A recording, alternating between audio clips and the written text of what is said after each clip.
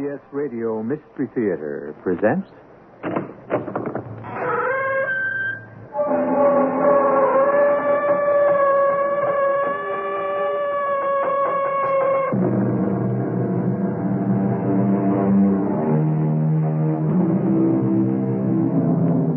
Come in.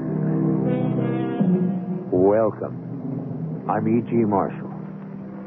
If the crime is homicide, 3 factors are involved in its solution: the corpse, or the victim, the perpetrator, or the murderer, and the investigation, or the detectives involved in it. In this case, there are Captain Ben Trock and Detective Enrico Alvira. The victim, in a sense, we know. His body is there, but his identity is a question mark. The murderer, of course, we do not know until we have traced a strange journey back through time to a dreadful secret hidden in the past. I was just thinking, Rico. What, Captain? I got a hunch finding out who isn't going to be the answer in this case. It's going to be why. So? So if my guy with the expensive taste is the culprit, he's a boy with clout and connections. We're going to need a strong case to pin anything on him. Just keep your fingers crossed we can dig up anything that's good.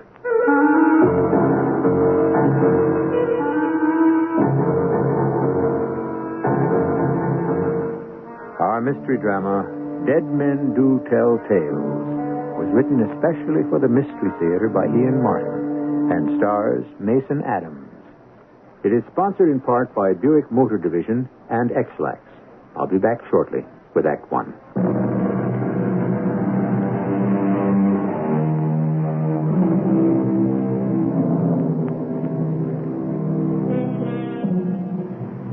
This is a story told by a man who is already dead. You'll have to accept that fact, since none of us can really change it.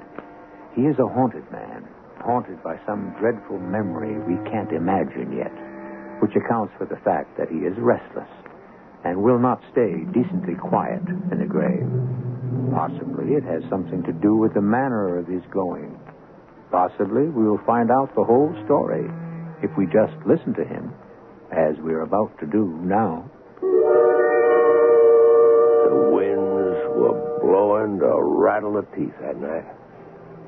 And in my fender mirror, I could see him dancing in the breeze, as if he had no care in the world. They ordered me to pull the truck away, and I obeyed. But shame so hot it burned my whole body. Jim Young's head was cocked to one side, as if to say, "Why me? And how could you do it?" And I wanted to scream out the answer. It was none of my doing. It wasn't me. But no matter how much I protest, that night rubbed off on me a stain I couldn't wash away. Maybe I couldn't have changed anything then. But now, near 20 years later, I have exacted retribution from all but one. And like everything else, it seems, as always, he's ended up the winner. Hello, Sam. What are you doing here? You gave me a gun. You wanted me to use it. On yourself. I've changed our minds. It's simpler to use it on you.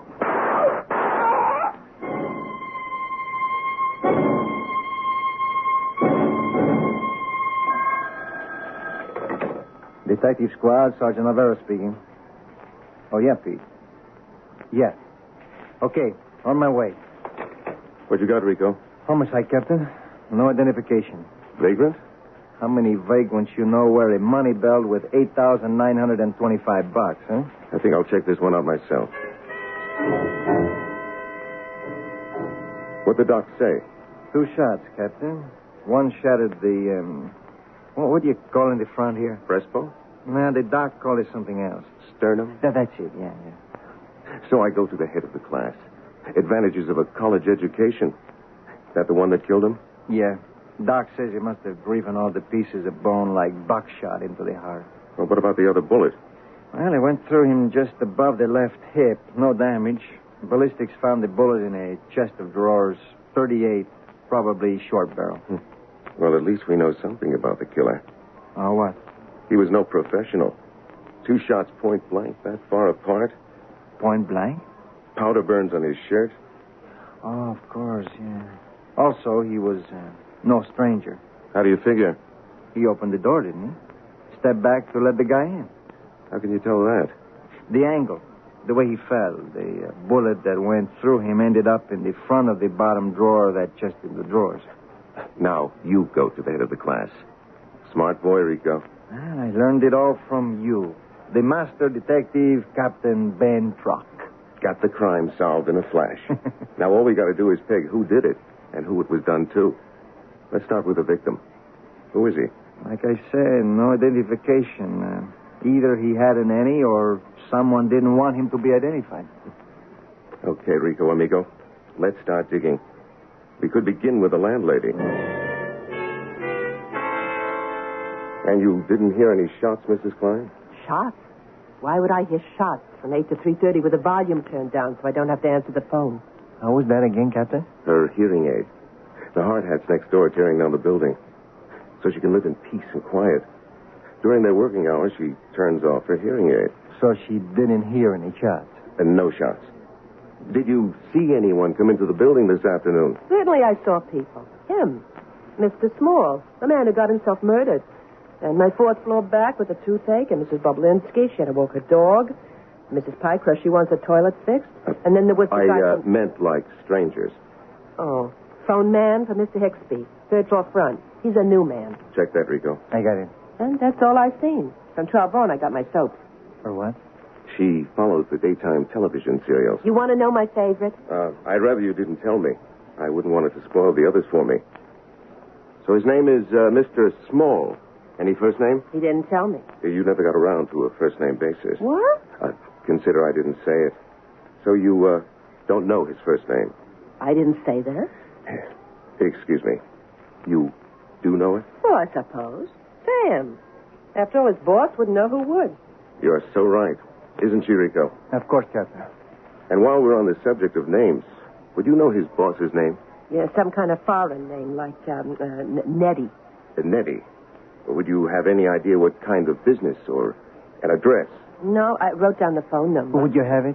I give it to Mr. Small. I mean, I think maybe it was an extends exchange. I didn't pay too much, never mind. Oh, yeah, I remember he called it was something to do with when he would have some name or other's car to be ready. That checks out, Rico. You notice Sam Small's hands? Yeah, it's real well manicured, but you could see he was a man who worked with them. The dark shade under the nails and by the cuticles. I figure maybe a mechanic. You better check out old repair shops that might have an escount to exchange. Whether a run or a franchise by a guy named Nettie. Can do. On my way. Hasta luego. Mrs. Klein, about the visitors. You're sure you haven't forgotten anyone you didn't know that you might have seen in the building? Anybody I see I don't know gets a bum's rush. Careful you think a widow woman's got to be. Very careful, Mrs. Klein. Well, it ain't easy. I mean, for all poor Jake tried to do, God rest his soul, there wouldn't be anyone better. Such a good man. I don't know where the world is going now. It's just not the same. I know how you feel. What do people our age know about where the youth is going? Let me take your handkerchief and help you over so you could wash your face. Why, you're a real gentleman. I try to help. That's nice. What? This handkerchief I'm smelling, that's your perfume? Oh, I don't know. Somebody dropped this someplace. I picked it up. It's a beautiful handkerchief. I wonder which one of your tenants dropped it. My tenant. A special piece of cambric linen like this. It has a monogram. HRM. This might be a piece of evidence. You don't mind if I take this? Well, of course I mind. Well, what am I going to do? Fight City Hall?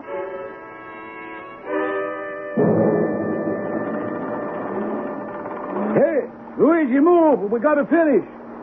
Yeah, what do you want, mister? Your name, Nettie? Yeah, that's me. So, what do you want? Police. Oh, I got enough trouble already. I need you. Now what? You got a guy who works for you named Sam Small? Sure. Best mechanic I ever had. What happened to him? What do you mean, what happened? Well, Mr. Bemmerman, he's waiting for his Mercedes, and Sammy's not here. That figures. You find a master mechanic out of the blue, there's got to be something wrong. He comes to work with you. He's dead, Mr. Nettie. Dead? 2 bullets in him. What do you know about him? Me? What do I know about anything? You try to run a repair shop? Oh, what am I going to do now about Mr. Bemmerman and his Mercedes? That's a question you have to answer. I still want to know about this guy Small. Where did he come from, and how come you hired him? Well, I got a brother in Fort Berry, Texas. He got a shop like mine. He write me a letter saying this guy's coming here to San Felipe. He said, Guido, you better grab this paisan. He's one fine mechanic. You don't find no better. So you hired him? Well, sure. When? Oh, 2, maybe 3 months ago. I'm going to want to know all you know about this guy Sam Small. It ain't much. I'll take anything you got. You want to go have coffee? No, come by the office. Not so much noise, eh? See, one Sunday I'm all alone here pumping gas. I'm filling the car and the bus goes past. He must have got off, but I don't see him until the car leaves. And he's standing right there with a couple of bags in his hands. Yes, mister. Can I help you? Excuse me, but are you Mr. Guido Basso? Sure, that's me. You have a brother in Port Berry, Texas, named Luigi? Well, sure. What's it to you? I think perhaps he wrote to you about me. My name is Sam Small. Hey, the mechanic. That's my business. Good business for me, too. You're just what I need. Hey, you want to start tomorrow? Suit me just fine. Let's go in the office. You give me the Social Security number, and here, I'll take one of your bags. No, I can manage. No, let me help. Hey, Sam, you got a place to stay? Well, not yet. I got plenty of room in my place. 3rd floor, own apartment, 3 rooms, $225 a month. Hey, you want to take a look? I reckon I better find my own place. Oh, what's the matter? Too much? I make it 200 even. Oh, it isn't that, Mr. Nettie. It's just that I'm pretty much of a loner, and I have things to do to finish up. It's better that I stay to myself. Hey, kid, pazzo, porco. What The happened? hardest thing to make the door close, the spring is too strong. I'm sorry, I spilled all your things. I'll get him. Don't you worry. He moves so quick, he pushed me out of the way.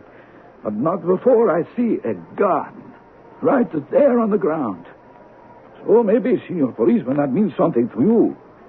I never found out why he carried it or anything about him, except he was one damn fine mechanic. This gun, it was a handgun? See, a revolver, you call, huh? Something like this? Yeah, see, just like that.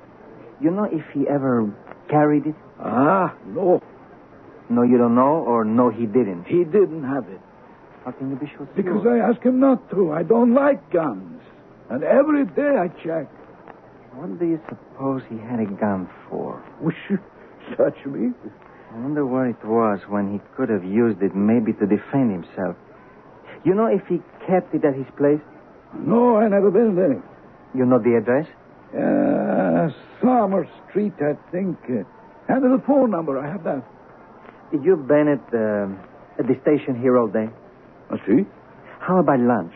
Oh, well, I'm out about 1 hour. Yeah, when? Usual time, 12 to 1. Maybe a little more. I am the boss. You go home?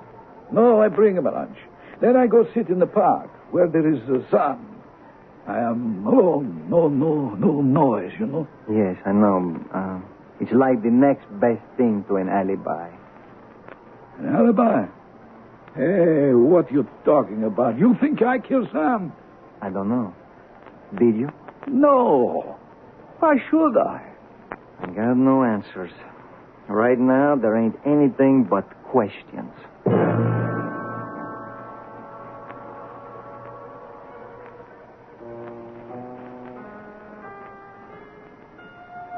A strange and tortuous story, as I first suggested to you, twisting through the labyrinths of the human soul, sneaking and skulking from the bright light of anything, most of all, truth, and adding up at last to a retribution that Our Lady with the Scales may have to wink at behind the bandage over her eyes. I shall return shortly with Act 2.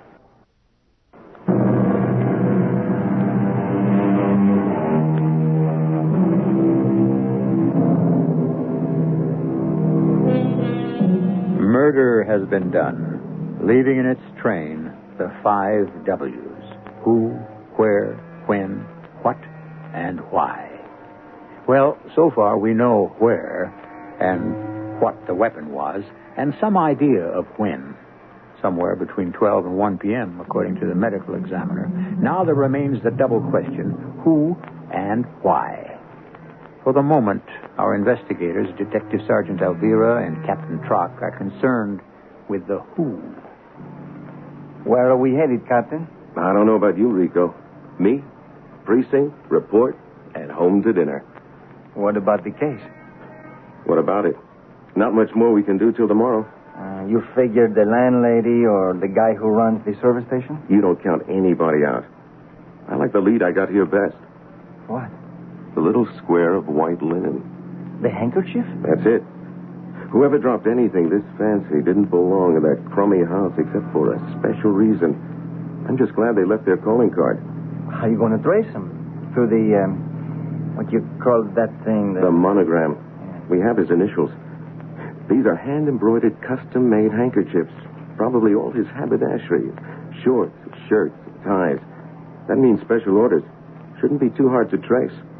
And the clincher could be the perfume. Perfume? Here. Smell. Yeah. High and fancy. That's no toilet water. Straight essence. Like $50 an ounce. I see what you mean. The sombre didn't belong in that punk's neighborhood. Expensive taste. What was he doing there? What was a grease monkey who travels light doing with all that dough in a money belt? Blackmail? It's one answer. It's one game where you always take the chance of ending up with your head in a basket. Okay, Captain. You check out the perpetrator, and I'll concentrate on the victim. I got a hunch finding out who isn't going to be the answer in this case. It's going to be why. So if my guy with the expensive taste is the culprit, he's a boy with clout and connections. We're going to need a real strong case to pin anything on him. Just keep your fingers crossed that we can dig up anything that good. I wanted to call out from the grave and tell him the truth. You know? No, how could you know? Are there any others of you who have died before their time? Who hang in this half-world between heaven and hell, lost among the stars, waiting for some final act of justice you left undone? Like me, Sam Small? Or waiting and praying that 2 hard-working detectives can finish the job you left behind? How could I have failed at the last? He should have been the easiest of all. Remember back to how it all began? I just don't understand you, Sam Small. What do you mean, pick up stakes and leave Borden? Just what I said, Beth Ann. But what for? You'll just begin to do real fine. And Chrissy's starting high school. She'll be graduated by 1964, and she'll want to be among her friends. I know. I'm asking a lot of my wife and my daughter. But I wouldn't be doing it if it wasn't a thing that, well, I felt I had to ask. But what's suddenly the matter with Borden? Both born, brought up right here. We've always loved it. And each other. What has changed everything all of a sudden? Borden has changed, Beth Ann. People change. Time to move. I declare I don't know what's gotten into you. Nothing has changed about Borden. A lot of unrest here now, Beth Ann. You mean Governor Fulbus? All that fussing about whether a Negro has a right to a decent education? Sort of. What, Sam? That is nothing to run scared about. That's been coming for years. Well, you ought to take an example from Henry Martin, some of your friends and neighbors, about how to make peace and bring harmony. Henry Martin? And my other friend? Well, yes. Well, people like Alan Porter and Jacob Bett and Fred LeMay and all. You think these men have any conscience about the black man? Yes, I think in the past month they've seen the light. Seen the light? Well, you don't talk to any of them. At least they're out doing something about things in the world. That's more than I can say about you. Between your working at your old gas station, shining up your old cars, you don't seem to have time for anything, including me and Chrissy. I got a lot on my mind, Beth. And I'm begging you to listen to me. And it won't be off of my mind till I get away from Borden for good. But what makes you think any town be better than your own home one? I swear, Sam Small, you ain't been the same man since the night of Magnolia Griffith's marriage. Where'd you disappear to that night anyway? I can't tell you. Why, you ashamed of something? Supposing I was. It wouldn't have to do with Carrie Sue Griffith. What do you mean? That little tramp, Magnolia's sister. Oh, I wouldn't put anything past her. You know, there are a lot of rumors about that party after the wedding, and the Lord knows almost anything could be true. The way all of you boys, married and otherwise, used to look at her with your eyes. Beth, for heaven's sake, I wasn't even at the wedding. You know I was working late at the station that night. You said you were. I wouldn't lie to you. All right, then. Tell me the truth about why you want to leave Borden. I can't. That's not good enough. It's going to have to be. Because I'm telling you, Beth, if I'm ever to lift up my head again, we've got to go. All right. Because I'm your wife and I love you, I'll go with you. But whatever it is, Sam, I'm going to tell you something what my pappy would have said. You got to face down things. You got something riding on your back. Don't do no good to run. It'll just keep traveling along right with you. I should have listened to her. But how could I, running as scared as I was? Somehow, after Borden, nothing was the same. And I didn't blame Beth when she finally asked for the divorce. By that time, I'd bought the first of the guns. And I was in Chaparral, Texas. And that's where I met up with Jacob Vetter. And the whole idea came to me. How I could cleanse my soul. Jake Vetter. Sam Small, what are you doing here? I live here. Anyways, I work here. You? Oh, just moving some. Ain't heard hiding a hair of you since you pulled up stakes from Borden. I've done a power of traveling. Seems like a lot of us have. What do you mean? Al Porter, Sam Palerno, Fred LeMay, Arnie Jensen, Doug McFarland. Pretty near all of us who... you know, all of us who were there that night. How about Henry? Well, now, Henry, he was still around when I pulled up stakes. I'd have thought you knew that. How come?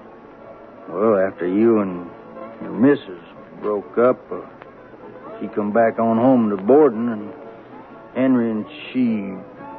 Well, you trying to tell me they're married? You didn't know? Oh, damn me for a sinner every which way I turn. Oh, don't take it so much to heart. You got dealt the roughest hand. I tell you, Sam, if I had it to... What's that you got there? A gun. 38 short barrel. You want to take a man out, this would be just the handiest little weapon you could have close up. Especially if the man was yourself. What you got in mind, Sam? Blowing my brains out.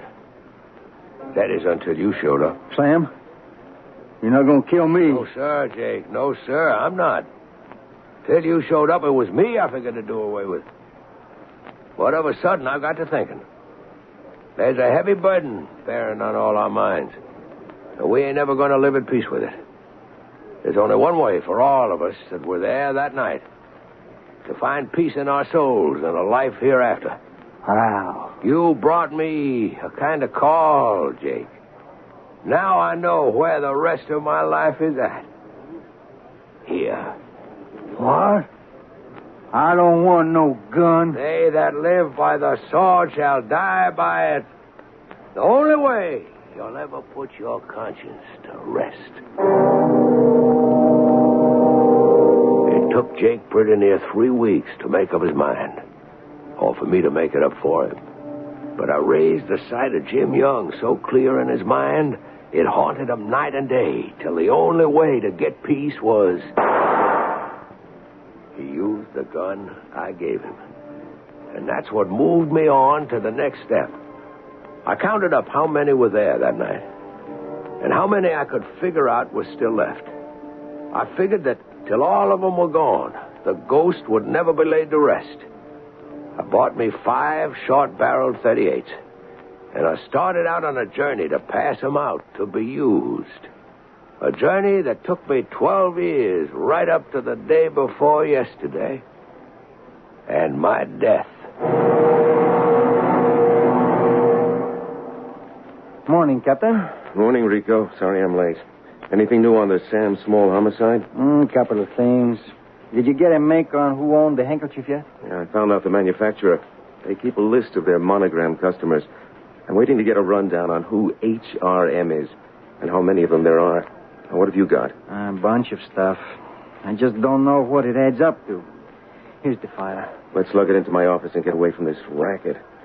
Like I told you, I had the hunch the guy might have had military service. Through his fingerprints, I dug up his record.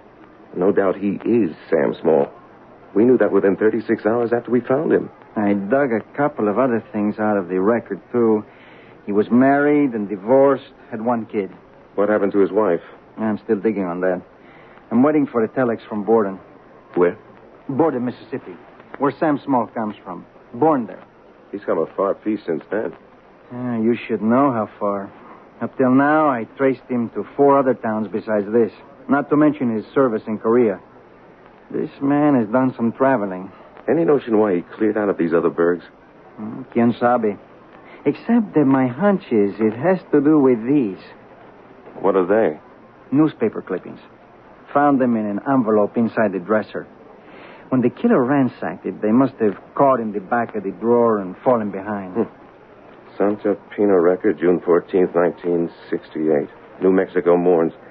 Judge Douglas McFarland commits suicide. Muscatine Graphic, 8 February 1970.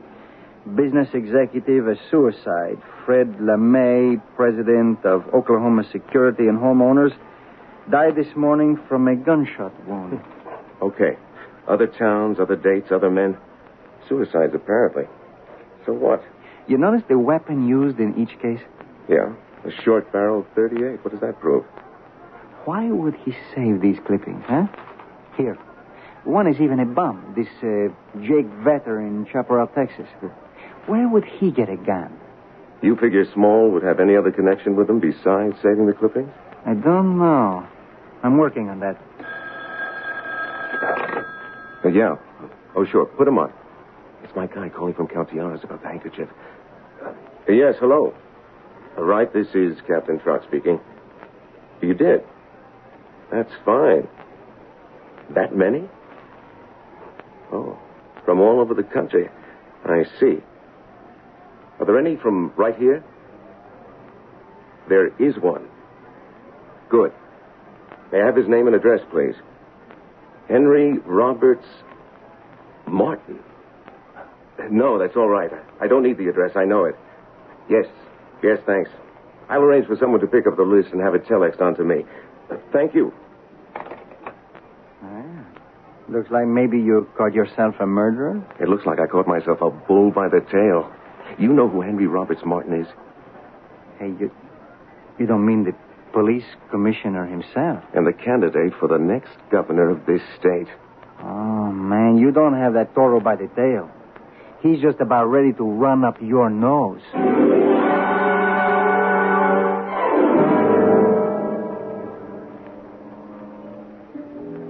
The immortal Mr. Sullivan of Gilbert and Sullivan fame, at a point in The Mikado, when the plot is incredibly complicated, has his principals sing a trio in which each laments in turn, here's a howdy-do, here's a pretty mess, and here's a state of things.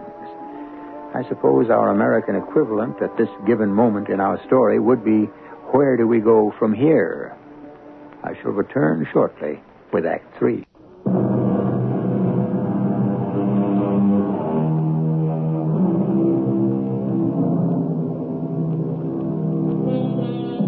Captain Ben Trott is holding a very hot potato, and he knows it.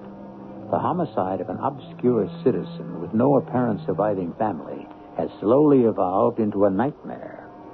If the who in our famous 5 of W's is really the police commissioner and a candidate for governor of the state, what on earth is the why? What link buried deep in the past could tie the victim to this prominent and respected man? Well, the easiest way to find out is to continue our strange and twisted story. What am I going to do now? Got to be a mistake somewhere.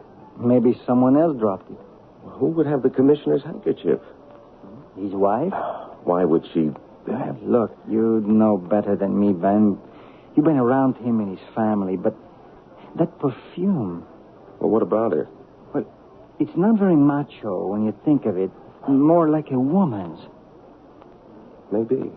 You know what kind of perfume Mrs. Martin wears? Well, offhand, I don't. But maybe I can find out. No way out of it.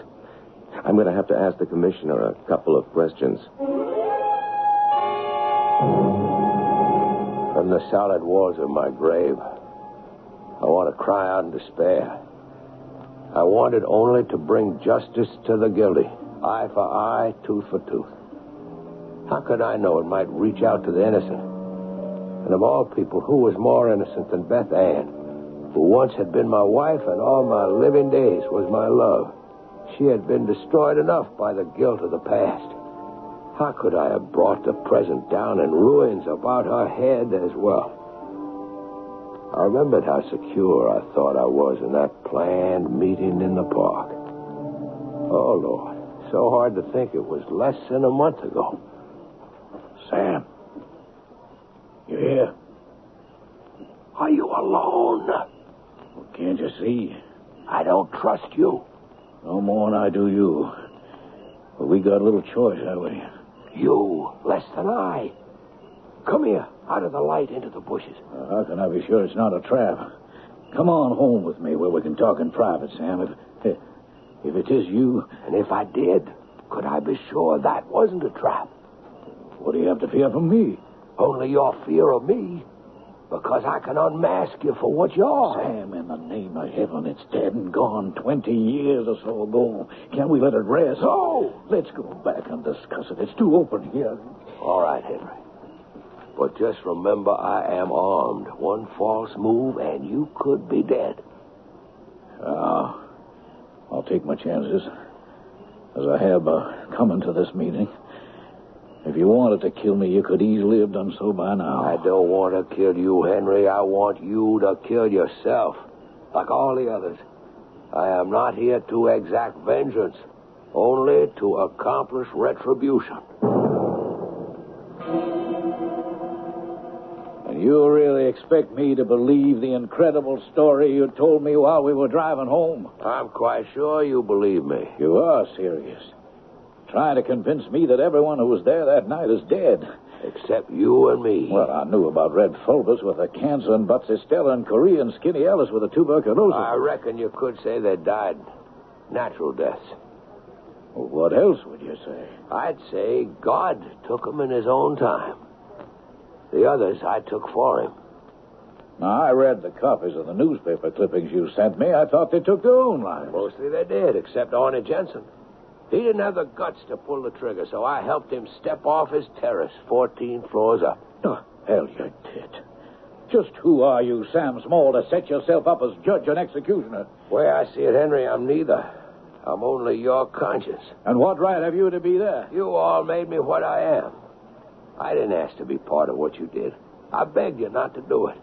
But you made me part of your sin and tarred me with the same guilty secret all of you had to bear. It broke me, the innocent one, first, and ended my marriage and my home. And in the end, I came to see the only reason I had left to keep on living was to make all of you pay the same price you made poor Jim Young pay. You had to give your own lives. Oh, you must be mad. Jim Young is dead and buried and forgotten. He only got what was coming to him. He had no trial. He didn't need one. The evidence was in. And automatically, he was guilty. Well, you doubt Carrie Sue Griffith's word? When she cried rape against my friend Jim Young, yes. Will you forget it? The past is dead. Oh, no, it ain't, Henry. I've been spending the last years making time wind up, and all the hens come home to roost. So I'm bringing you a present like I brought all the rest. I'm giving you this gun. Why, thank you, Sam. Now the tables are turned. I could shoot you down like the dog you are. You want to stain your soul twice? I don't think you dare. But you can go ahead if you want. I'm only living on borrowed time. I've been dead ever since the night you and your kind forced me to be part of the crime you committed. I'm offering you your only salvation.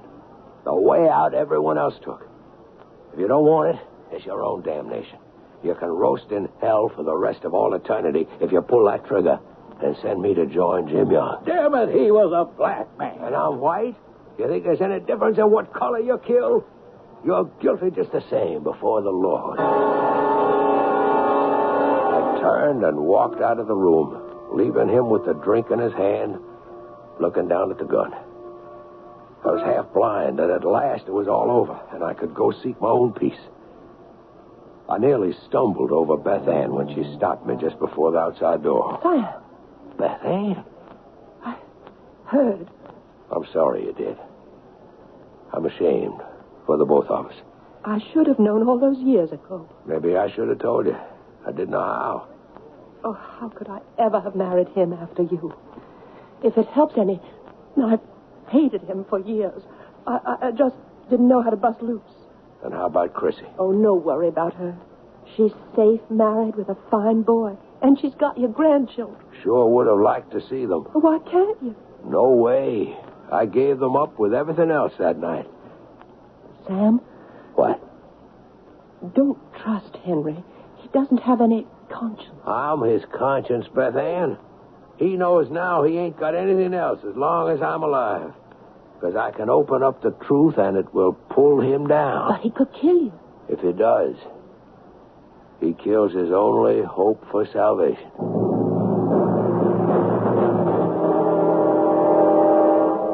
You're sure you want to make this statement, Mrs. Martin? I'm quite sure, Captain. You followed your husband to this address without his knowledge. You were on the floor below when the deceased, Sam Small, opened his door. You heard the conversation you have reported to me. I did, Captain Trump. You had climbed as far as the floor below, the top floor, when you heard... Who is it? Telegram for Mr. Sam Small. You didn't have to play any tricks, Henry. You want to come in? No. I want to get out. And this is the way.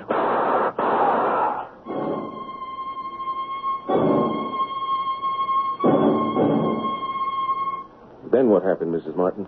I crouched on the landing below, not knowing what to do. No one else in the building was stirring. And then I climbed the stairs slowly to Sam's floor, and I listened at the door. There were sounds of things being overturned, banging, scraping, I don't know what. And then, suddenly, the door to the apartment was flung open with me hidden behind it, and my husband, Henry Martin, ran out and down the stairs as if all hell were after him. Did you go into the apartment? No, I couldn't. See, the door to the apartment had locked. But I could smell that a gun had been fired. I couldn't force my way in. So you ran? Yes. Dropping one of your husband's handkerchiefs that you had borrowed as you did. Well, I suppose so. I must have. Will you arrest him now? On what evidence? It's highly circumstantial, Mrs. Martin.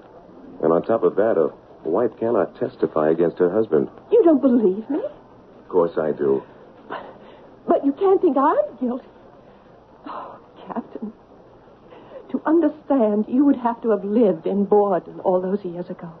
Everyone on edge, uptight, fired by fear of a race riot. The beginning of the 60s. Any torch could light an explosion. Borden was a small town, and the Griffiths' wedding was a mighty special event. So when Carrie Sue cried rape, who do you think was going to be blamed? Nobody any color this side a light tan. Everybody was roaring drunk, and poor black Jim Young was the one they chose to crucify. And Henry was the leading law and order man. He rounded up the lynch mob. They wanted a real neat hanging. So when they stopped for gas at Sam Small's place, they roped him into it so he'd bring his open truck. You see, that's a mighty good place for someone with a noose around his neck to stand before they drive it off and leave you swinging in the breeze. It was something poor Sam wanted no part of, but they forced him into it, and they threatened they'd kill me and Chrissy, too, if anyone else talked. You knew about this man? Oh, well, of course not. Not then. It was a secret buried as deep as Jim Young's body, but I know it now. Like I said, ma'am, a wife cannot testify against her husband. Then let us go home and see if he won't testify against himself.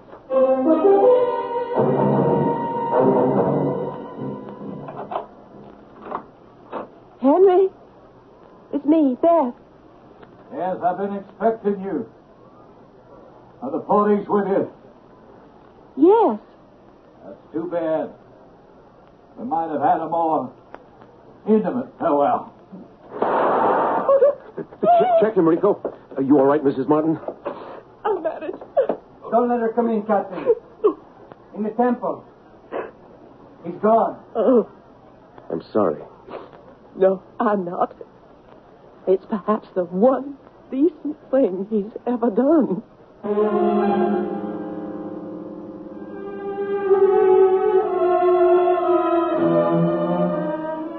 Life is a vital force which can create and which can destroy. Too often, it is occupied with tragedy. Our story swept away the ordinary business of living and lifted a curtain on some people whose lives were scarred and doomed in a way I hope none of you may ever have to face. I'll be back shortly.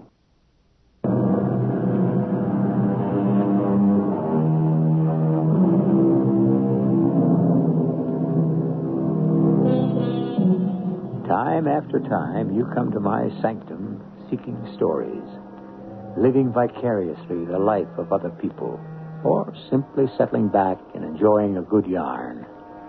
You may be amused, thrilled, scared, appalled, each by turn.